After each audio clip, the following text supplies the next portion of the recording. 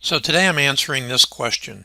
Have all the decent wholesale deals disappeared? I'm Dave Dinkle and I own besttransactionalfunding.com. After having been involved with more than 10,000 closings, I can tell you that a definite trend is that smaller and smaller wholesale deals seem to be cropping up. And frankly, there's no reason for it. There's a definite danger on the horizon that's happening now. And here's what can happen if you listen to the noise. More and more states are banning what they consider to be wholesaling. Not double closings, but wholesaling. Assignment of contracts using end buyers' closing funds, option agreements, so on and so forth. More and more title insurance companies are stopping contract assignments. More and more investors taking smaller and smaller profits because they simply don't know any better. There are simple solutions to these issues that savvy wholesalers are using every day. I want to start out by showing you an email that I got just 2 days ago. Hey guys, just wanted to say thank you for believing in us, taking our non-stop calls when we got started, and all the help thus far. We have closed on our biggest wholesale deal to date, $175,000 net to us,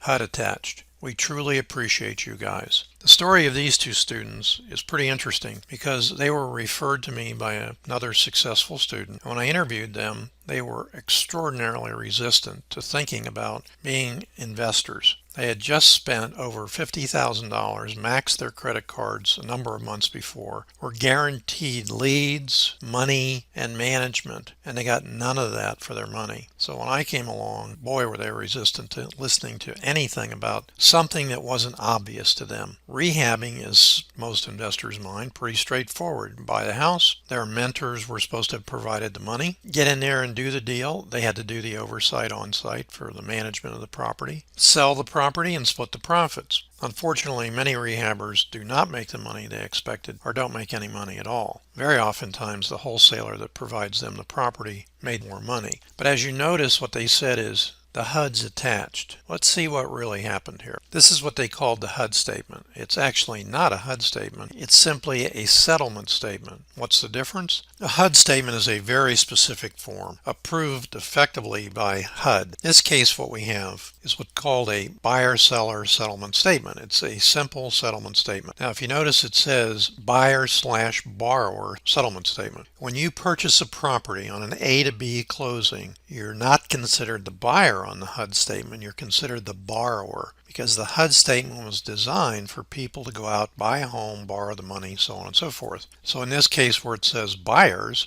that's the end buyer, and the borrower is the investor B. So this is a B2C closing statement. This is the purchase price, $1 million. So again, we start into this thing, well, gosh, I got to have a lot of money to do these deals. This is virtually a no money transaction. I'll show you how that happened. Now, the earnest money deposit by the end buyer should always be more than it was by the original investor buyer. A to B, whatever it is, should be much less than the B to C. So in this case, the end buyer put up a $1,000 earnest money deposit to begin with the contract, and then added another $40,000 and another $10,000. So he had a $51,000 earnest money deposit in place. On here you see a bunch of costs that are closing costs and so on. Because this is the end buyer statement, they're a debit to him. They're a charge, and he gets a credit for any money he put in. Now this $1.2 million that he's putting in appear to be cash rather than a lender. Otherwise, they would show the lender's name here, and there would be lender's fees. Here's the earnest money deposit for my student investor. And as you notice, they put up $1,000 originally. After the inspection period, they put up $10,000. So if you're saying to yourself, Dave, you always say you can do these deals with no money, they could have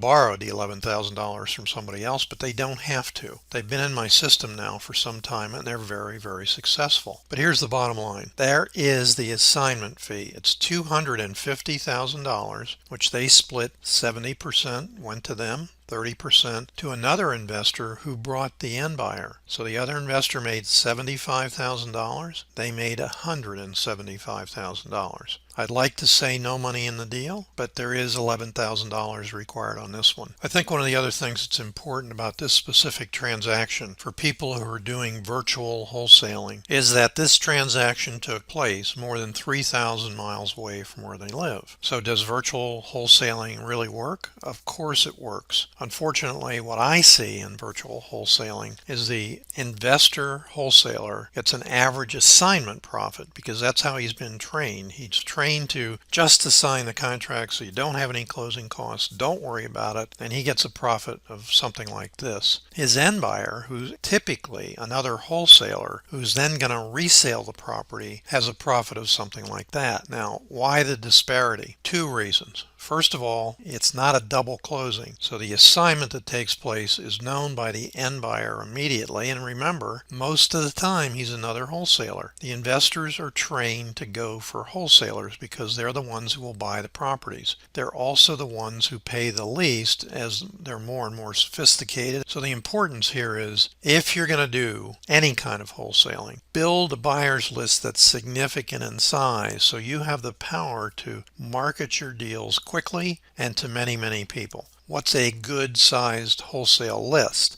I'm going to say to you that you can become independent and wholesale other people's deals with 350 plus actual buyers, not people that go to club meetings and trade cards and guys running around looking to resell your property and things like that. These are people that have actually closed on transactions that you can see in the public record. So again, kudos to my students.